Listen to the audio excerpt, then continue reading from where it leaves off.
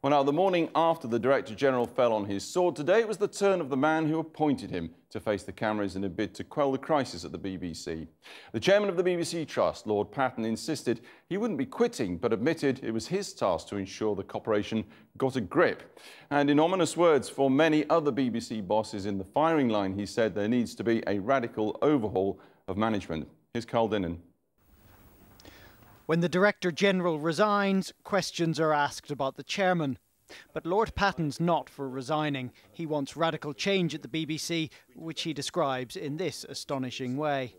The BBC has been both undermanaged and overmanaged. I think we have to make sure, as we learn the lessons from this, that people take responsibility at the appropriate level for what they're doing. And he was at George Entwistle's side when he took responsibility for failing to stop the report which wrongly implicated Lord McAlpine in child abuse.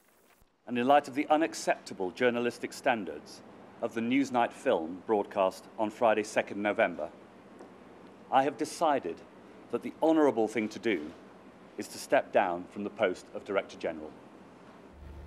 George Entwistle resigned here last night in part because he didn't know about the Newsnight investigation, even after it seemed like everyone else did. But there are still people at the BBC who knew about that investigation before anyone else and still let it go ahead. This isn't over for the BBC. So who knew? Newsnight's editor Peter Rippon had stood aside over Savile. Stephen Mitchell and Helen Bowden were likewise removed from decisions on abuse stories, leaving Adrian Van Claveren, the Radio 5 director, standing in. He was answering to Tim Davie, now the acting Director General. Someone else at his management board level was apparently aware of the story, but the BBC has not told us who that was.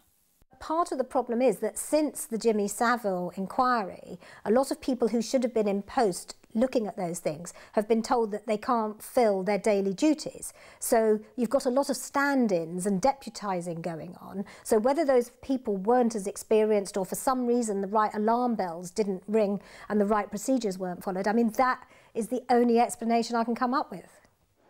Newsnight's own presenter, Jeremy Paxman, had a slightly different take, saying in a statement, "George Entwistle's departure is a great shame. He's been brought low by cowards and incompetence. It's a great pity that a talented man has been sacrificed while time servers prosper." Whatever did lead to George Entwistle's departure, this was his return home last night, politicians are agreed that the organisation must restore public trust. I think it's a very difficult time for the BBC to lose the leader of the organisation, but I think that the BBC is such an important institution, so admired and held in such great esteem by people in this country that people want to see it get back on track, and that's the task for it now. The report into what went wrong at Newsnight has this evening been delivered to Broadcasting House. It will prove very damaging to some careers here, but perhaps that's inevitable if the BBC is to get a grip and rebuild trust. Carl Dinnan there, and in the last few minutes the BBC Trust has said the Acting Director General will tomorrow set out his plans for dealing with the issue arising from Newsnight's broadcast. Well, earlier I spoke to the chairman of the BBC Trust, Lord Patten, and I asked him whether the Trust would have sacked Mr Entwistle had he not resigned. We didn't, to be fair, try to persuade him to stay. He'd reached a clear conclusion that as editor-in-chief of a great news organisation, he should take responsibility for a very bad piece of journalism which has damaged our reputation. And I think that was a very honourable thing for him to do. There are many people, and you well know this, who say that you should resign as well, because it is on your watch that this situation has spiralled out of control. I think my responsibility is to make sure that the lessons that are learned from this tragedy are put in place. But I'm asking about are you considering, or have you ever considered your own position? Yeah, I have considered my own position. Resigning? Because my own position is to make sure that the BBC learns these lessons. And let me come directly to your point. When these inquiries have reported, people think that we haven't properly implemented their recommendations and haven't learnt from this tragedy, then I clearly wouldn't stay. How can it be that, as you've said this morning, if I understand it correctly, you knew about the Twitter, you knew about the warnings going out about this Newsnight programme, even before the Director General? Well, I knew about it. He's spoken for himself. I knew about it on Friday afternoon. And let's be clear about it. What did you do when you knew about it? Let's be clear about this.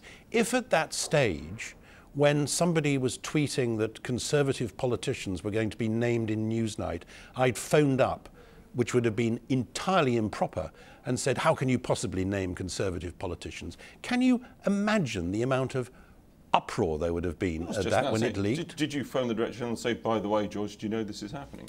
Have you seen this? Did you phone anybody? The following day, when I'd seen it, I tried to establish whether or not there was adequate managerial control over Newsnight. But when you saw that Twitter, you didn't do anything.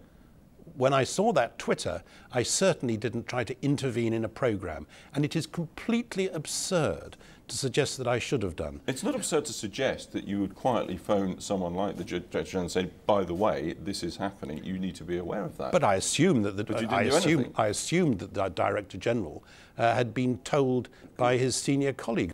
So now we have a fine man, an award-winning Newsnight editor who brings his resignation.